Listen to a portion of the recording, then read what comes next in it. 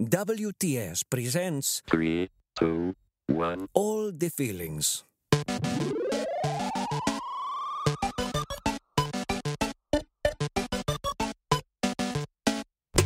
This episode. Embarrassment. Welcome back to WTS Presents All the Feelings. Oh, look, I'm Pete Wright, and I'm here with Tommy Metz. Hi, buddy. That's me. Hi, friend. It's great to be here on this podcast adventure. Vroom, vroom. It is Vroom Vroom, and we are very excited to be here in our second episode of our 8th season now of What's That Smell? Now All the Feelings, and we just want to remind you in our opening show talk about to make sure you head over to the website, allthefeelings.fun, and click that button to submit your feelings, because we want to hear about your feelings and make sure that your feelings are coming in here so we don't feel so alone. Mm-hmm. And with that, today's show, embarrassment. Embarrassment, noun. A feeling of self-consciousness, shame, or awkwardness. Tom, I want to talk to you about embarrassment. Did you know that's why we're here today? That's great. Yeah, I listened to the opening. We, the last 7 seasons, we always came back to, I think, one particular sort of baseline setting around anxiety. When we have phobias and irrational fears, they are rooted in something in our genetic, like primal history, right, that would somehow save our lives, right? I'm needle phobic and I pass out because genetic history says when your caveman ancestors were wounded and they started bleeding, you had to lower your blood pressure real fast, so you better fall down and pass out so you don't bleed out as fast, right? That's why evolutionarily our bodies do things to us and make us feel certain ways, because of it has some historical purpose. Right. Right. All right. Yes. WTF embarrassment, right? That's the why. Now, like it's such I'm a shared emotion. Yeah. Yeah. I'm going why? to spoil this a little bit because I have been doing some research, but when I sat down to look at embarrassment, it is so stupid to me that we share this feeling, and I could not rationalize why it makes sense that in our genetic history we would have evolved embarrassment. Do you have any ideas like where embarrassment is rooted, where it's rooted why for you? It had a function? Yeah. I didn't think about that. Let's see. You didn't? That was like number 1 on the list of things to think about. Well, I have one shooting from the hip. I have one option, ATF. What if it's so you're not thought of as a crazy person by your tribe or your fellow cave people? If you make a mistake or do something, it's kind of important to show, I know that was a mistake. So you won't kick me out and I have to live with a bear. And maybe that has been sort of evolved into like a reddening of the face or the hiding of the face or something. It's a way of your body taking over and being like, we all get it. We all saw what I did and know that I know that's not normal because that would make me a creep. Yeah. That actually turned out to be better than I thought it would be. I'm really proud of you because that actually, you sort of nailed it. Oh, really? Yeah. I mean, that's kind of where people land, is that embarrassment is our inner voice of social cultural norm. Oh, that's true. Because I made it an outward thing. Okay. Yeah. Keep going. Yeah. But when you are feeling, embarrassment or shame or awkwardness, it's because you recognize that something has happened that is outside of the norm, of your cultural norm. Right. That's important. I actually think that's fascinating. It still feels like a modern feeling, like a modern emotional construct to me. Like I still can't quite get why my caveman progenitors actually would have felt embarrassed about anything. What do they have to feel what would be some examples of caveman embarrassment? Don't let that saber-toothed tiger see you naked. Like I don't. Oops, I created fire. And I tried to eat it because I'm the first one to do it. That was dumb. I'm embarrassed. Yeah. Like that. I don't understand it. But let me share a little bit of what I've come up with. Like, okay. Because once we started going down this road, it really leads back to like what my like, what does my head voice think of me versus what the world sees of me? That is root self-consciousness. Like, you can't live with embarrassment without self-consciousness, right? And I mean Right. that specifically not as a negative trope, but as a consciousness or an awareness of yourself. And embarrassment comes when what you see in your head of yourself does not match what the world sees. And for me, that's back fat, Tom. I'm overweight right now, and I'm working on it, man. I promise. Okay, But you when look I see a great. picture of, but you're only seeing my shoulders and my head. And when I see a photo taken of me from the back, I'm like, what is Back Pete doing there? I've got like, I'm wider in my back than In your I back? normally am. Why does that happen? I've never thought to look at my back. No, Yes, I'm never going to. This is why. Don't Okay. ever do it, because this is like, I am not self-conscious of my back, meaning I'm not aware of what's going on behind me, right? Right. That's- Oh, And right. and once I am, I become embarrassed about it. Right. Yeah. So I think I found this wonderful article. What's so funny right now? I just like that being like, embarrassment is the back fat of the world. Like that's like just a shortcut to exactly what it is. Yeah. Yeah. That's totally it. And so I just like it's not really that there's anything wrong necessarily with what my back looks like. Like, Sure. it's fine. It's really fine. It just doesn't match my head. And there is a point that I want to make here, but I have to introduce Christine Harris, who is a writer over at American Scientist, and I love how Christine positions embarrassment. Okay. What normally triggers an emotion is, in the jargon of emotion researchers, a cognitive appraisal. Cognitive appraisal. This refers to a belief that certain conditions hold in the world. One kind of mental state, an emotion, is triggered by another kind, a belief. Writing in the 1960s, the late psychologist Magda Arnold was one of the first to advocate this point, suggesting that emotions arise from an assessment, usually unconscious, of the significance of an event, right? So, emotion triggered by a belief that leads to an assessment. Emotion happens triggered by a belief that leads to our assessment. And it's that assessment that leads to the different categories of embarrassment that we're going to walk through here. I So, see. Right. now- How do you now we have a formula. categorize? How do you categorize Yeah. why your face is red and your mouth is all Right. burned from eating fire? Yeah. Right, dumb cave person. So, this is where we get to the real conundrum. And so Magda and Harris go on.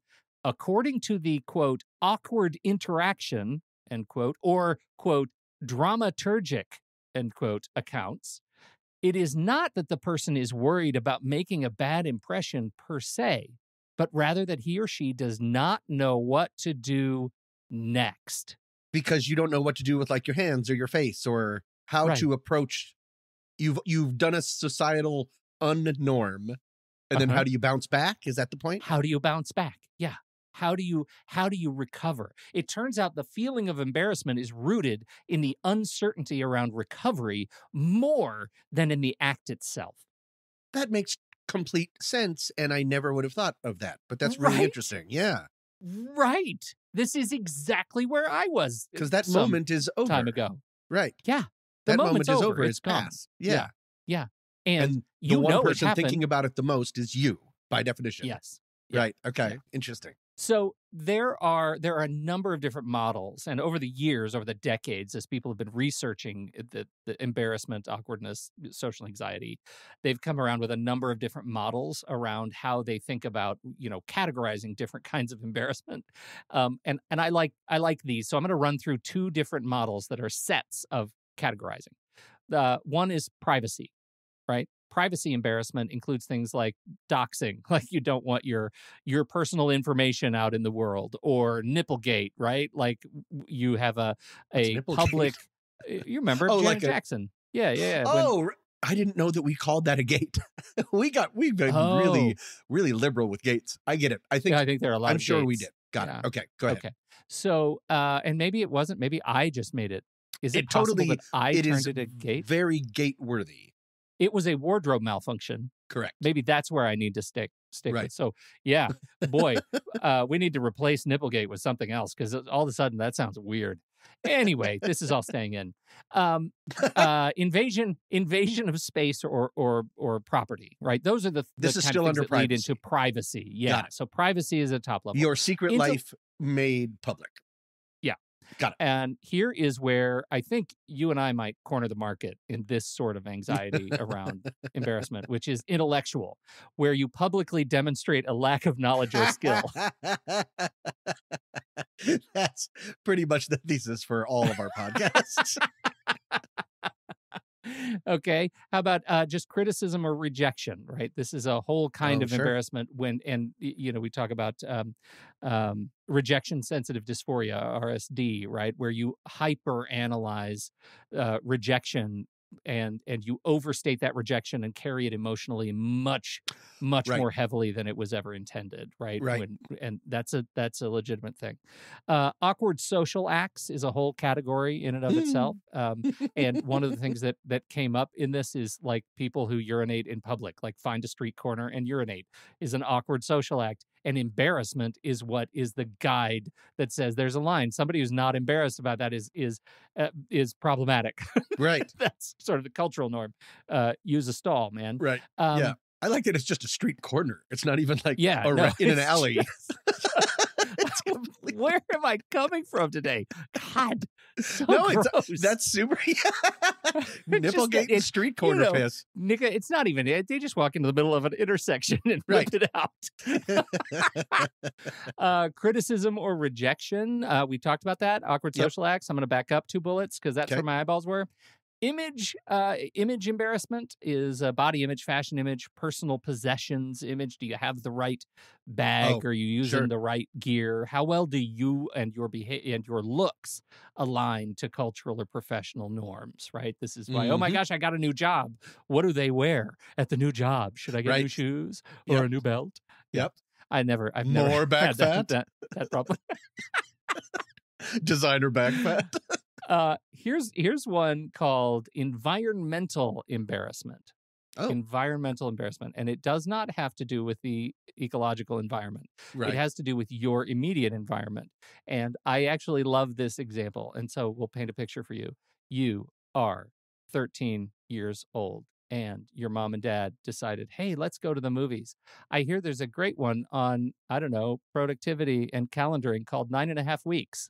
And you have to sit through a movie in a dark theater with your parents. With your parents. Watching 9.5 Weeks. Right. That's environmental Yep. embarrassment. Like when something you're a part of makes Right. you cringe. Right. Okay. So that was sort of the early way to categorize it. And I think it works, but that's been distilled now into 3, which I think actually really work. The faux pas, the center of attention, and the sticky situation incident. Oh, okay. And by the way, it never occurred to me to categorize embarrassment. So Me neither. I also find this very interesting too. I'm glad that scientists. What was her, Miss Harris, Dr. Harris, Professor Christine Harris, and she is reporting on others' work Got it. before her. Okay, so 3 So- sticky situation. So the 3 faux pas and center of attention, Santa and Maria? sticky situation. okay, The got it. Pinta and the Yeah. center of attention. Okay, the- we've got it. A Okay. faux pas might be walking out of a bathroom stall with toilet paper on your shoe, or Mhm. with if you're a woman or you're a dress wearing individual, Mhm. you have your dress hiked into your underpants, right? That might Nice. be a faux pas, real Yep. classic. Center of attention. You are the guest of honor at a surprise birthday party, and everybody jumps out and starts singing at you in your face. Right? Oh, You're the and that center of could- attention. Some people can be very, very embarrassed. Pressure. Yeah. Got it. Being in the middle of something That's is a lot interesting. it can Yep. be a lot for people. I know you live for that stuff. Like, No. don't you? Yeah. You have actually people think so. stand-ins in your house. Whenever you walk in the door, they yell surprise. Exactly. Yes. Yeah. So, and then the sticky situation incident. Can you imagine what a sticky situation incident might look like? If faux pas hadn't existed, I would have defined it as doing a faux pas. Yeah. Right. That was my thinking too. This example kind of brought it into meaning, and it is the case study for you don't know what is going to happen next. But you have to go to a friend to whom you have loaned a significant amount of money and they have not paid you back. And you have to tell them you still owe me money. That can be very embarrassing for you to have to do it because you don't want the money to wreck a relationship. And also, you don't know what's going to happen next because you don't know how they're going to respond. You don't know what it's doing in that microcosm of that transaction. And so that's what what we can categorize as a sticky situation. So those are the big three. And the most important thing to recognize about all of these, as you think of yourself and what embarrasses you, different people report feeling embarrassed at each of these differently, right? You responded with surprise at a center of attention embarrassment, which for other people could be paralyzing. Right. Well, so give me a report. Also where do you stand? A slight mix between, I think, agency among those three. A faux pas is something that you did completely by accident. A sticky situation is something you are purposefully walking into. Center of attention can be a mix of either one. If it's a surprise, or if you decided to give a speech, that is your kind of. I wonder if that has any bearing on it. Yeah, no, I'm sure about it. I love it. And when you look at the original 6, right? Privacy, intellectual, criticism, rejection, awkward social acts, image, environment, like all of those have different degrees of agency and control in those scenarios, right? And so the degree to which I am embarrassed by the things that I do is very different from the things that happen near me. I am much less embarrassed by things like watching, nudie scenes with my kids. I mean, it's not like we do it every day. You're much less embarrassed than you should be. Okay, go ahead. But that's it, right? Right. Like that's a joke line, but that's the whole point. Right. And when it comes back to the research, embarrassment is this embarrassment that is triggered by cognitive appraisal is actually seen to serve 3 functions. It's an appeasement gesture, right? It makes others feel more comfortable. It deters us from repeating the behaviors that trigger it. So it's a training exercise, right? Yep. And it motivates us to undo potential social damage and restore the esteem of others. Got it. The esteem of others.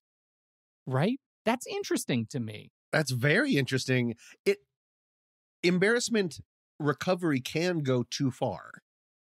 When you bring up, and we brought up the idea of it trying to sort of grease the wheels and make everybody back on the same page, how do you rebound from that? I'm very much reminded by Miscast.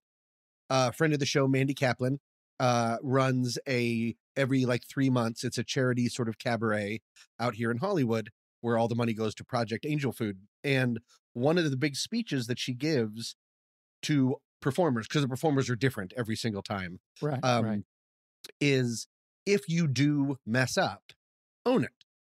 Just go, okay, I messed up, ha, ha, ha. And then look at the piano player and say, let's take it back a little bit. And then just go for it. Because people want you to succeed, generally. There's creeps, but generally people want you to succeed and she gives that speech because there have been some performers, it's very rare, but some performers that have flamed out, that have really train wrecked, but then kept digging in making throughout the song jokes about, oh, I can't believe I messed up. And I really practice this a lot and stuff. And just kept leaning in weirdly to the fact that something embarrassing has happened. And so it didn't let anyone off the hook. And everyone was just like, so that's vicarious embarrassment, but they brought it on themselves, which is kind of interesting. It's and so the it's cringe, better to just be like, okay, I messed up, embarrassment, and move on. That's what you want to do. Or do what I don't know if I told this story. Can I tell a really quick story that I may have told in my apologies? Once Miscast, I was in a Miscast where we went around to elder care facilities. Just a little hey, let's put on a show. And instead of contemporary songs, we sang old classics. And Mandy gave me the trolley song, Clang, Clang, Clang, goes the trolley. Sure. Very well-known song. The problem with it, I'm not good at lyrics. The problem with that song is I don't know what the word is, but every part of it can be taken out and switched with another part. Meaning it's not telling a story. It's just a bunch of dumb sounds that a train is making. And so we did it twice in 2 different elder care things, and I flamed out both times, but went for it. Like, just kept going, and I just started putting in words. And at one point, I was like, clang, clang, clang goes the hey now, bing, bing, boom goes the wow. I think I've told this story now that I'm doing it. I think I've told this on the podcast. At one point, I said, you sing. And then because I completely forgot the end of the song, I said, and those are the sound a train makes. Thank you. And I just walked off stage and into my car and then drove into the ocean. But the idea is, I mean, I leaned into it in a good way, I think, because I could see my fellow performers in the back. Half of them were really cringing. Half of them were really laughing. And probably most of the audience thought those were the lyrics. So it all worked out. So I'm sorry, that was a big off ramp. My apologies. But when you talk about greasing the wheels, there are good ways to do it, to recover, and ways that you can actually make it worse for yourself and everybody else around you.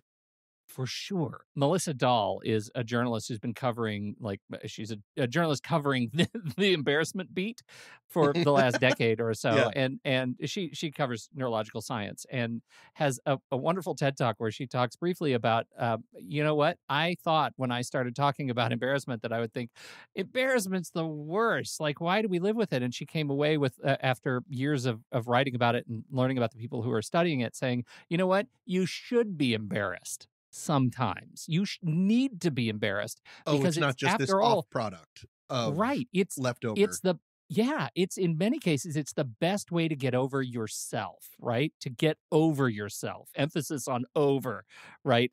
So that it's found that displaying embarrassment can have a positive effect on others. When you lean into the embarrassment just enough, that can help others help you alleviate the social injustice that has just happened, right? It can motivate individuals toward pro-social behavior, pro-caring behavior, pro-loving behavior. All of those things are really important because it's empathy. That's exactly right.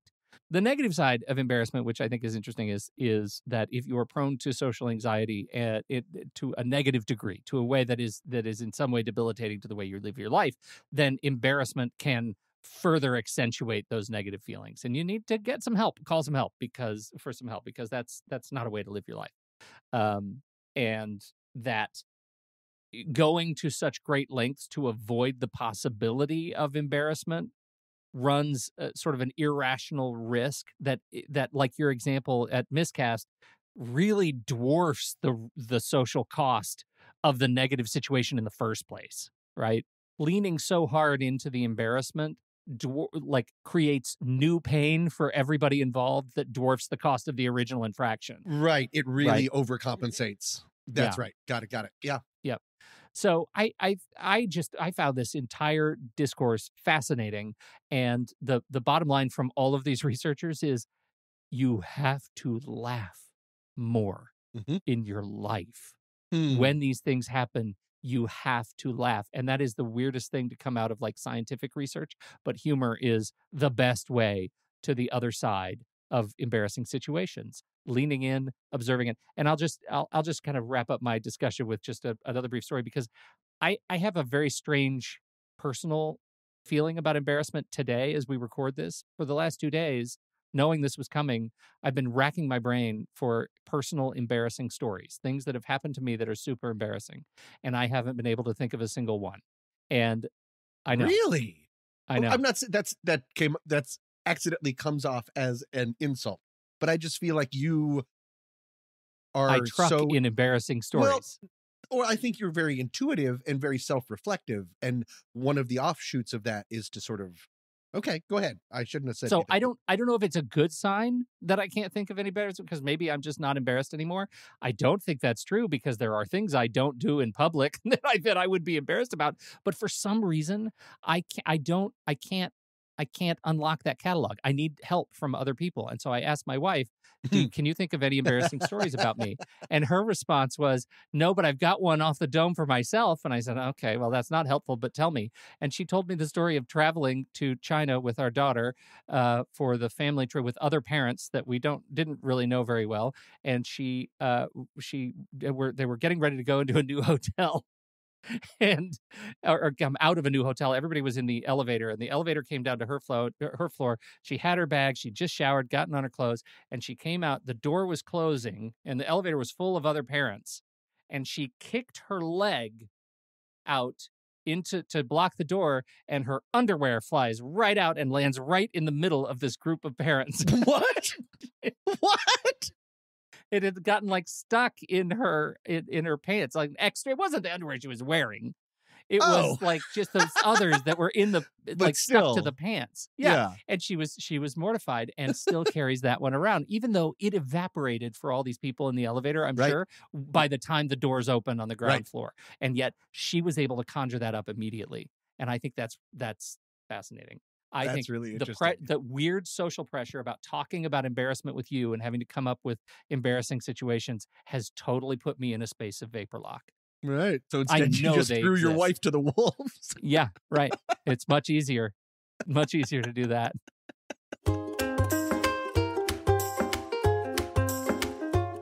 And now, story time with all the feelings. This one from Anonymous.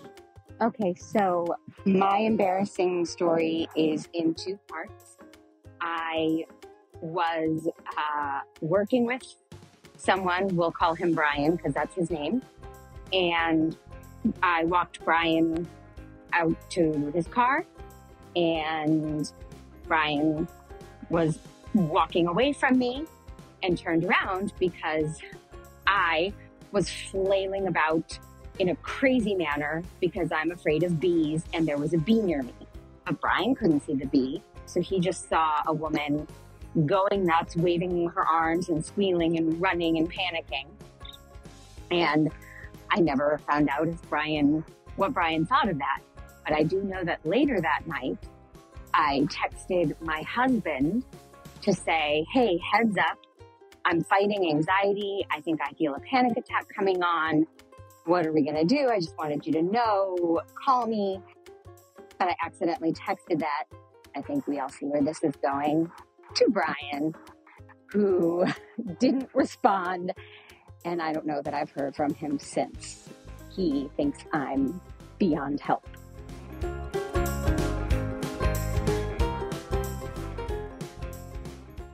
No one likes to make a mistake.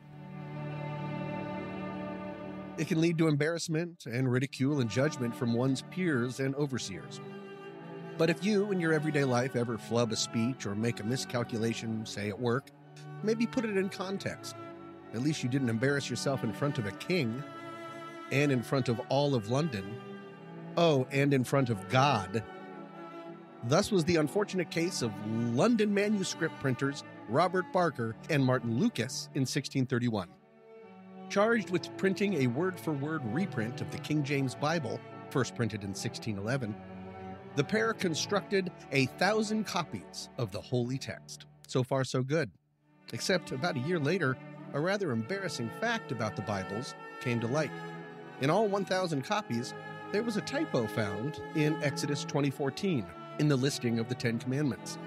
In the 7th commandment, the word not was left out of the text. Thus, Barker and Lucas's Bibles stated that God said unto his flock that thou shalt commit adultery instead of thou shalt not, as Jesus himself might have said, The Bibles were quickly dubbed the Wicked Bible or the Sinner's Bible. Robert Barker and Martin Lucas were hauled in front of King Charles I, who tore them a royal new one.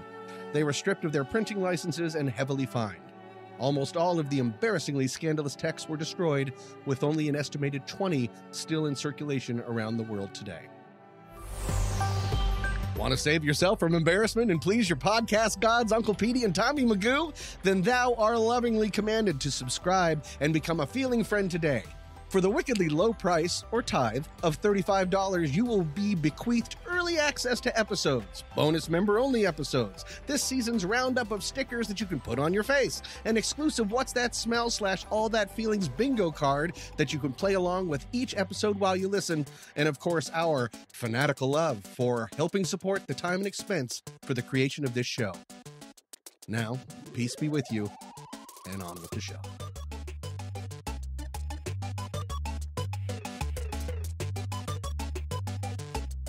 Pete? Hi. Present. Pete, in your segment, you ended with the idea of you have to laugh. That scientists were saying, literally, laughter is the best medicine. Am I right? No, weird. Screw that penicillin. Anyways, and that really reminded me about my personal walk with embarrassment. And I wanted to sort of compare it to yours, if we could. Oh, okay. So we're looking for the second set of footsteps. Oh, on the exactly. You were carrying me this whole time.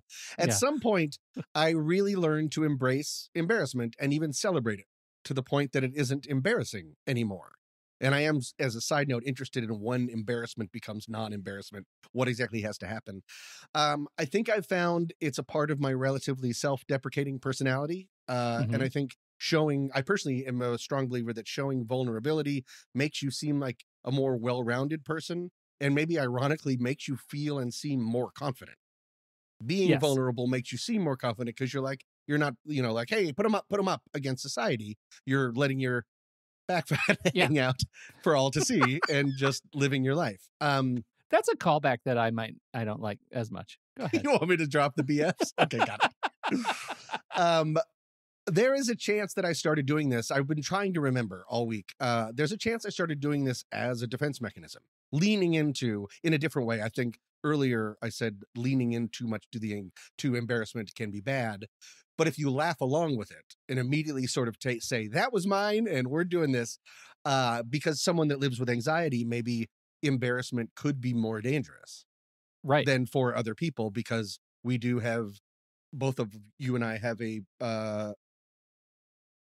preponderance for perseveration. Oh boy, that would be for me. That was a lot. We like to obsess about stuff a little bit too much. Right.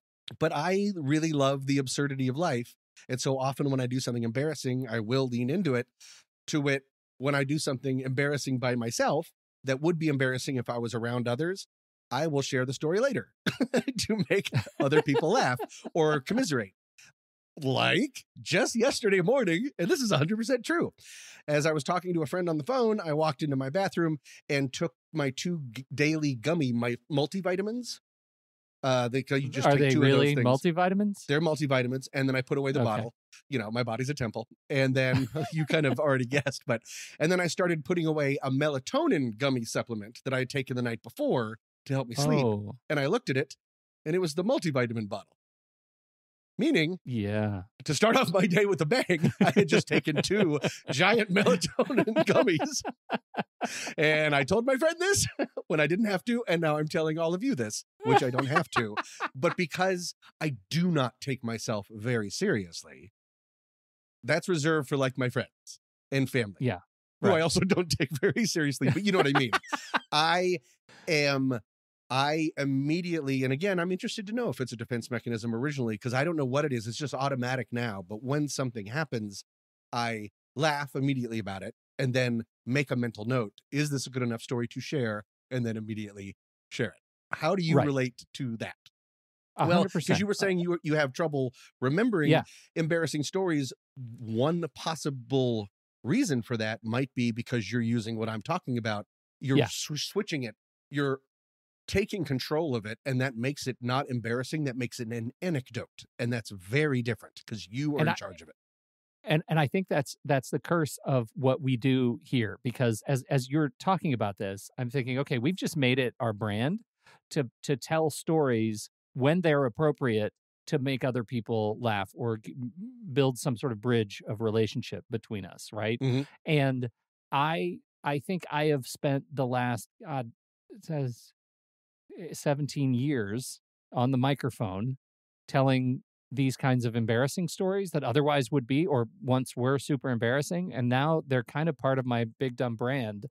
That like this is just sort of how I've compensated for not being a professional athlete, and so I mean, I'll take it. Like but that's exactly the point. And I think that's for you. So much of your comedy is based on self-deprecation that ironically it seems to have made you a more confident individual. Right.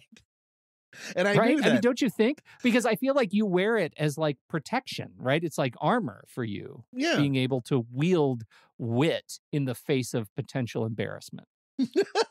bang, bang, bang goes the hey now. Yeah, I think so.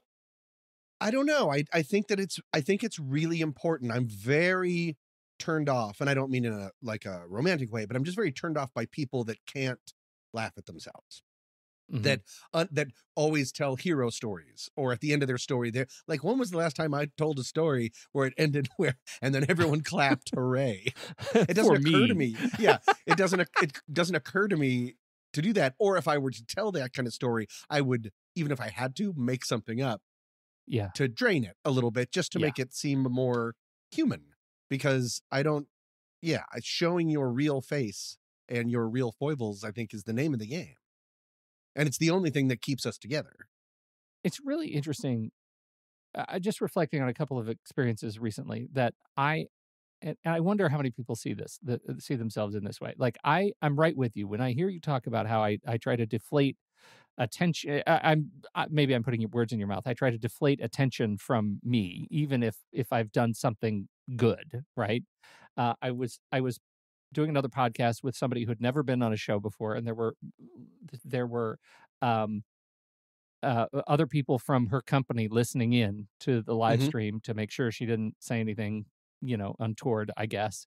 And at the end of the show, they popped in at the end of the recording, and we just all showered praise on this guest because she did a great job.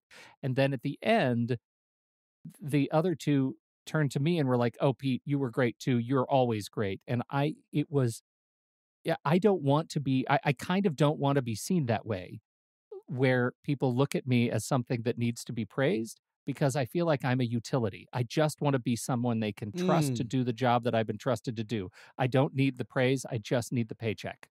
You know what I mean? Like, I like being appreciated for the stuff I do. Yeah, But but is that making you uncomfortable, or you wish a they little knew that bit. you didn't need? Is it because you wish they knew that you weren't looking for that? Yes. Yeah. And I don't know how to say that. I don't need your praise. And I'm not saying I don't like it when people say, "Hey, Pete, you did a great job on that thing." Right. But in that In circumstance, that scenario, I wanted to the person who needed the spotlight was not me. It was the I novice see. person, and I felt like that was a distraction from her performance. And I don't know, that made me embarrassed. That was an embarrassing event. Well, that could, because I believe you are potentially overthinking it, but in a good way. I mean, you're being over empathetic. If you really shower praise on a newbie and then shower praise on a pro, it runs the risk of diluting. We're just praising everybody. Maybe. Everybody wins It's an today. honorable mention for everyone. Present. Right. Yeah. You were here, Ribbon. Yes. So I Well, get I that. don't know. If Maybe that's the case. Yeah. Yeah. Maybe that's the case. I don't know. It on reflection, it makes me think, like, what is it about that moment that I found embarrassing or awkward or shameful in some way, shape, or form? Right. Like, and part of it is the center of attention conundrum, Right.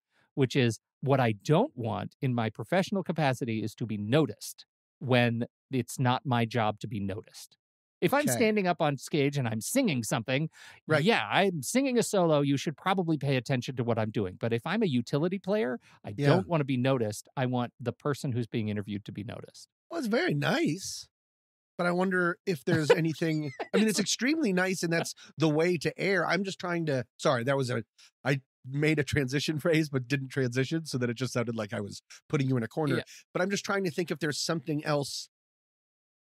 Does it open the door for, oh wait, I'm being judged even when in situations where I don't think I'm being judged?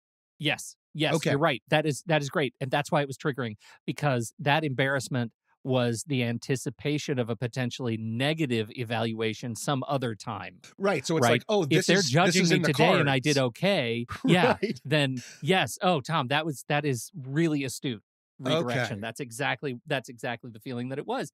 That is something that I didn't expect to learn from that engagement and Right. from that feeling, and why embarrassment sort of drives that awakening. So this has been a long sidebar about me when we were really talking about you. No, this is good because I do not have a lot to talk about. I do have, so that was perfect. Thank God. And everyone, I want to go back. I want you to play that part at like half speed because I am about to wrap up. But I did, for all of my chuckle buck hooray, I'm not really embarrassed that much. I have talked about, like, the wedding story where for classic. people, if you did not listen, it was the fear of memories. And it was I talked about a situation where I knew I did something very embarrassing, and I knew that it was going to be a core memory that it was going to be really hard to get rid of because it was in front of a whole lot of people, and it was at a wedding party, and I just brought attention to myself when I shouldn't have, in this big mic droppy way, and it went over like a lead balloon. The difference between that and, say, taking melatonin gummies, which was funny, I forgot to mention about the melatonin gummies. I did go, oh no, as if I was already in slow motion. It's an embarrassing situation leads to shame for me. That's when it can't shake it off, is when it's usually when my embarrassing actions affect other people. Like, I took a really neat moment. I won't retell the story of the wedding, but I took a moment where other people were, and rightfully so, the center of attention, and swung that spotlight on myself because I thought I had a hilarious joke that everyone would commiserate and laugh and be like, hooray, we'll remember this forever. Go, Tommy, go. And instead it was the exact opposite. And it just turned everyone off, and it made the risk, again, that is evaporated for everyone else but me. But at least somebody's going to remember it forever. It took what could have been a really incredible moment and instead would be remembered as, who's this idiot? Why are you doing that? Why would you steal a spotlight? So when it affects other people, my inability to live life correctly, taking melatonin gummies, unless I'm about to drive someone to the airport, who cares? But doing that kind of thing, I have another example of a little bit of a shame story. It's so long ago that I've been able to get over it, but it actually involves the workplace. And I wanted to tell this because this is another example of my ineptitude doing something embarrassing that affected someone else. It was the first time, this was my first job in Hollywood. I was still an intern, and I was working at a company called Bedford Falls. That's Ed Zwick and Marshall Herskowitz's company, directors, producers of Glory, Legends of the Fall, TV show 30-something, TV show Now and Again, The Siege, a whole bunch. And I was sort of just being broken in. I didn't really know that much. And there was an assistant that was sort of my leader, an assistant to the VP. And I want you to go ahead and use names. Actually, I will. I'll name names to feeling friends. So give us $35 and we'll always name everyone's names. No one will be anonymous for $35. That's like some weird blackmail thing for $35. We are so cheap, but we can be bought. That's really what we're talking about. 100%. Right? Anyways, she used a new phrase that I just never heard. And I'd never really had a business job. And her assistant had to leave. And he was like, can you take the desk? The boss came in, probably didn't really know how new or green I was. We'd never really hung out that much. And she said she wanted to roll calls. I said, oh, okay. Roll calls. Don't know what that means. But I was like, she wants me to make a call and then transfer it. I knew how to work the phones. So she gave me a list of 4 people. I want this person and this person and this person and this person. Got it. So I got the first person on. I have blank on the line. Please hold. And then they said, okay. And then I connected them. And I said, blank, so-and-so is on the line. And I connected the calls. And while they started talking, and I don't know what I was thinking, I immediately called the next person and said, I have blank on the line for them. I didn't know that rolling calls meant once this call is done, then I want this next person. No one had ever given me like a list of things to do. I don't know, because I wasn't going to be able to connect them all like a conference call, but I just like a party line. Yeah, I just called the next person and I said, I have blank for you. They said, great. And then I sent her a note. I said, I just held the phone. I said, I have blank on the line. And she's like, I'm still talking to, like she screamed, I'm still talking to blank. And I was like, oh, what? Oh, what? That's what everyone wants to hear. And she goes, tell them something. I can't. And these were like kind of big executives. Yeah. Like these were not people to embarrass I'm sorry, Mr. Spielberg. my friend's boss. Exactly right. So I then had to be like, oh, it looks like I got the wrong person to the person. And they were like, what? And I said, we'll call you back as soon as I have them. And they were like, okay, click. Oh my goodness. Then I had shame about that. And she was not happy with it. And it was a little while before I got on a desk. Oh my goodness. Understandably so. Because the first thing she did, I'm sure, was told her assistant, what are you doing? You can't just leave him on a desk. because he does it. I Yeah. knew how to work the phones. I didn't know what rolling calls meant. So embarrassing, shame. Why? But see, why? That's not that part of that's not on you. That's on the industry. Why do you make up terms like rolling calls Oh, that there's don't intuitively make any sense? It's because Come it's the on, same industry. reason that I think that the economic industry or like stockbrokers and stuff, everything Yeah. has 3 names. It's to make itself feel cool. Everything has different names. And have you ever read like Variety? There's a whole Yes, Variety speak yeah. of like Helming is directing, Ankling is leaving. It's all Boffo is box office. Yeah, it's all nonsense. Yeah, I don't care for it. All nonsense for sure. And really, it's designed so that outsiders feel a little bit shamed for not right. understanding it. Exactly. And all of that led right to this guy with 2 thumbs. Whee! So I did eventually learn how to roll calls, but I just wanted to point that out. It's not like I'm just skipping through life. If I end up hurting or thinking that I'm hurting someone else, that's embarrassment, which leads to shame, which leads to regret, which leads to, again, getting back in my car and driving straight into the ocean. Yeah. Which is always in the cards, everybody. So if you want to meet us in person, come to the ocean. Head to the Pacific. Head to the Pacific. You'll always find all the feelings. Just head west.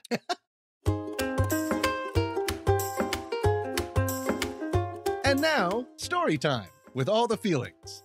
This one is from Scott, Crazy, Crazy, Crazy Lamb. He writes, this story comes from the mid-90s, which I only mention because it's worth remembering that Japanese-style toilet seats were still a thing that only existed in Japan, and because I was a clueless teenager, as opposed to the clueless middle-aged person I am now. I was lucky enough to go to a school district that had a summer exchange program with a high school in Japan. So that June, let's say 1993, I packed up my bag with a few other clueless Colorado teenagers and headed to Tokyo. An incredibly sweet Japanese family met me at the airport to take me home with them, where they'd be hosting me for the few weeks of the exchange. Waving off my jet lag, the first order of business when we arrived at their little 2-story house was a welcome lunch, with the multiple generations of the family there to welcome. Before we sat down, I asked, in admittedly terrible Japanese, where I might find the bathroom. My host sister showed me the door, and as soon as I closed the door, I realized there was going to be trouble. The toilet before me had many recognizable toilet features, such as a seat and a bowl, but did not have anything like a flush handle. Instead, there was a little button pad attached to the wall, entirely Japanese and totally inscrutable to me. The long flight weighing on me, I did my business before anything else, and that done, decided to trust in fate and press the largest button on the pad. Success! The toilet flushed. But what was that? Just below the seat, a little spout was moving out, slowly facing upwards. What on earth? The next moment, the spout, which I later learned was a bidet and a common feature of Japanese toilets, unleashed an unholy stream of water all over the front of me. Horrified and confused, I wildly mashed all the buttons on the wall pad to no avail. I'm sure I only made things worse, but eventually the demon spout retracted back to its cursed hiding spot. I did what I could to drive myself off, but there was no masking the fact that I was returning to my welcome to Japan lunch with the front of me totally and inexplicably soaking wet. I lacked the language to even attempt to explain what had happened, so tried, in the only way a 16-year-old can, to act as though nothing had happened. And to the everlasting credit of that Japanese family, whose name I totally 100% remember, haha, Jesus, they never said a single word about it. Thank you, Scott. Crazy, crazy, crazy Lamb.